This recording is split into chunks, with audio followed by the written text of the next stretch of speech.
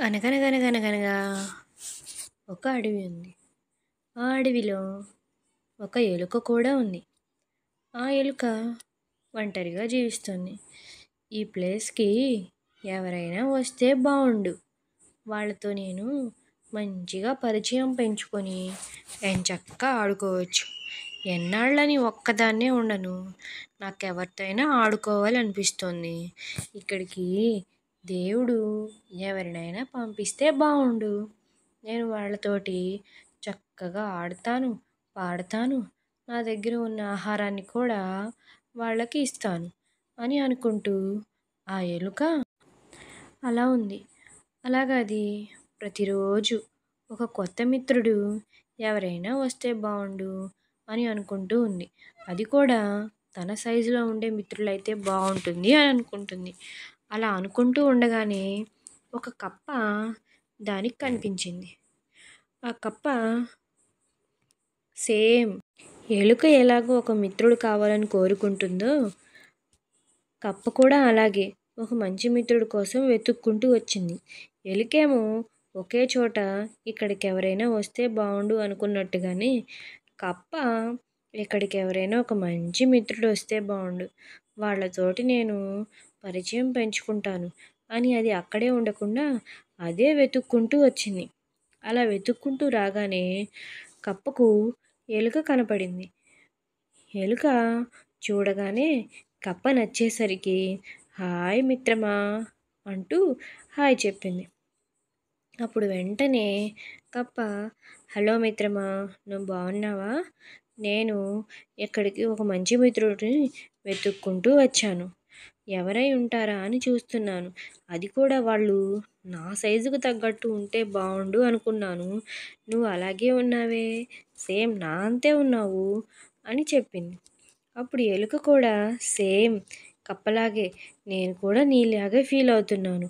నాకు కూడా మంచి మిత్రుడు కావాలి అనుకున్నాను. నువ్వు వచ్చావా? సరే, ఇకపైన మనం మంచి మిత్రుడిలాగా ఉందాం. ఏదైనా కానీ షేర్ చేసుకుందాం అని చెప్పింది. ఒకరోజు ఎలుకకు చాలా మంచి ఆహారం దొరికింది. నాకు కొంచెం పెట్టవా మిత్రమా అంటూ కప్ప అడిగింది. అప్పుడు ఎలుక అమ్మా, నీకు పెడితే నా ఆహారం ఏమైపోతుంది? నాకేం కావాలి మరి? నేనేం తిన్ను, నీకు నేను పెట్టను అని ఎలుక అంది. నేనేమి నిన్ను మొత్తం పెట్టమంటలేదు మిత్రమా, కొంచెం పెట్టు, ఒక ముక్క అని చూపించింది. దానికి ఎలుక ఒక ముక్క కాదు కదా, ఒక ముక్కలో చిన్న వంతు కూడా నేను పెట్టనంటే పెట్టను. అమ్మా, ఆహారం నేను సంపాదించుకున్నాను, నువ్వు అడిగితే నేను నీకు ఇస్తానా? నేను ఇవ్వను పో అని ఎలుక బదులిచ్చింది. దానికి కప్ప మిత్రమా, నేను చివరిసారిగా అడుగుతున్నాను, పెడతావా పెట్టవా అని అంది. అప్పుడు ఎలుక నేను ఇప్పుడు దాకా చెప్పింది నీకు అర్థం కాలేదా? నేను పెట్టనంటే పెట్టను, నువ్వేం చేసుకుంటావో చేసుకో అని ఎలుక అంది. అవునా, సరే, అలాగైతే నువ్వు ఉండు, నేను తెచ్చుకున్న ఆహారం నీకేం పెట్టనులే అని అంది. పెట్టమాకు, నువ్వేమైనా నాలాగ మంచి ఆహారం తెచ్చుకుంటావా? నువ్వేం తెచ్చుకోవు, ఛీ అని అంది. నన్నే చీ అంటావా అని చెప్పేసి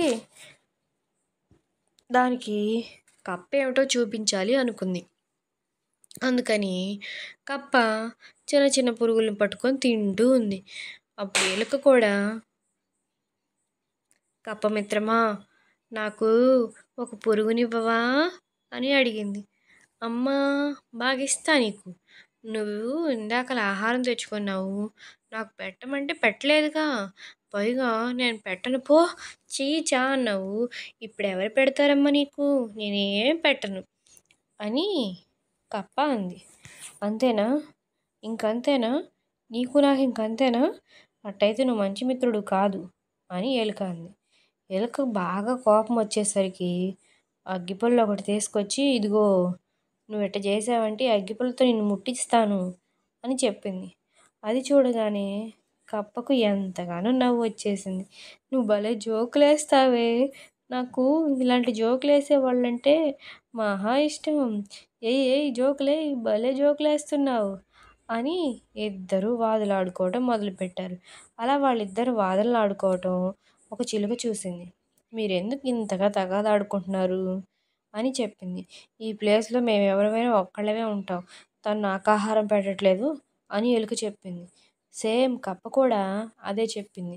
ఎవరిమైనా ఒక్కళ్ళమే ఉంటాం, ఈ ఎలుక కూడా నాకేం పెట్టట్లేదు అని కప్ప కూడా చెప్పేసింది. అట్లయితే మీరు ఒకసారి పరుగు పందెం పోటీ పెట్టుకోండి. ఎవరైతే ముందుగా పరిగెత్తుతారో వాళ్ళకి తెచ్చిన ఆహారం సగం వేరే వాళ్ళతో పంచుకోవాలి అని చెప్పింది.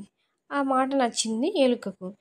అంటే ఎలుకే స్పీడ్గా పరిగెత్తుతుందని ఎలుక ఫీల్ అయింది. కప్ప పరిగెట్టలేదు అనుకుంది. కప్ప కూడా సేమ్ అలాగే, ఎలుకేం పరిగెట్టలేదు, నేనే గబగబా గంతులు వేసుకుంటూ వెళ్ళిపోతాను, అప్పుడు నాకు ఖచ్చితంగా ఎలుక ఆహారం తెచ్చి పెట్టక తప్పదు అని అనుకొని చిలుక చెప్పిన మాటలకు ఎలుక కప్ప రెండు సరే అన్నాయి. రెండు పోటీ పెట్టుకోదలుచుకున్నాయి. సరే, ఇక్కడి నుంచి దూరంగా కనబడుతున్న చెరువు దగ్గరకు ఎవరైతే ముందుగా వెళ్ళి నీళ్లు తాగుతారో వాళ్ళు ఈ వారం అంతా తెచ్చుకున్న ఆహారంలో సగం పెట్టాలి అని చెప్పింది కప్ప. సరే, నేను దానికి ఒప్పుకుంటున్నాను, పరుగు పందానికి సిద్ధపడు అని చెప్పింది. సిద్ధపడ్డావా?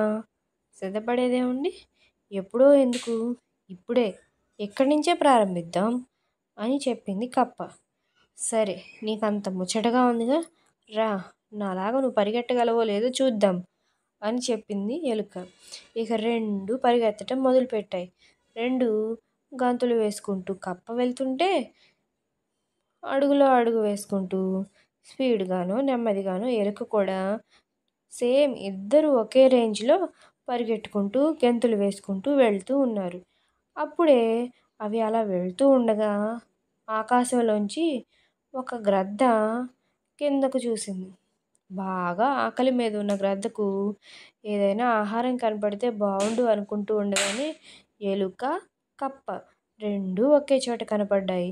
ఆహా, నాకు మంచి ఆహారంగా దొరికారు వీళ్ళిద్దరూ అని వాటిని కిందకు వచ్చేసి ఎలుకను కాళ్ళతోటి కప్పను నోటితోటి రెండింటిని పట్టుకుంది. ఇంకేముంది, ఒకదాని తర్వాత ఒకటి రెండింటిని తినేసింది ఈ గ్రద్ద. పాపం ఎలుక కప్ప రెండు గ్రద్దకు ఆహారంగా మారిపోయాయి. పిల్లలు, మీకు ఎలుక గ్రద్ద కప్ప కథ నచ్చిందా? నచ్చినట్లయితే please like, share and subscribe. Thank you for your watching. Thank you so much.